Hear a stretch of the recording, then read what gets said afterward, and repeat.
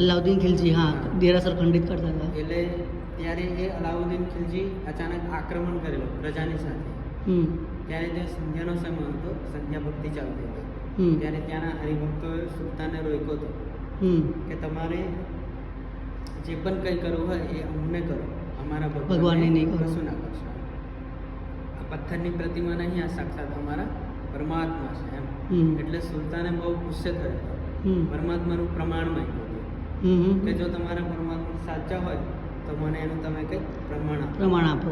તો મેં માનું કે તમારા પરમાત્મા સાચા છે તમારા ભગવાન. એટલે એ પછી સુલતાને જે એવું આયોજન કર્યું હતું, 99 દીપકનું સજાવટ કરી સંગીતના સૂર મૂક્યા હતા કે જો આટલા સંગીતના સૂરની સાથે ના પ્રગટે તો તમારું મસ્તક કાપી કાઢો.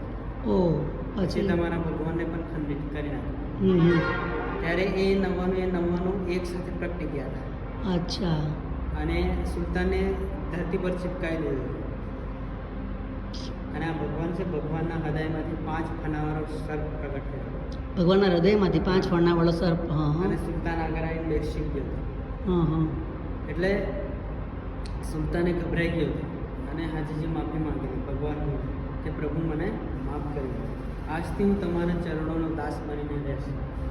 એટલે સુલતાન નામ પડ્યું. મારું નામ તો સુલતાન છે, પણ તમે તો સુલતાનના પણ સુલતાન છો. સુલતાનના પણ સુલતાન છો, એટલે નામ સુલતાન પાર્શ્વનાથ. સરસ સરસ. બોલો સુલતાન પાર્શ્વનાથ ભગવાન કી જય.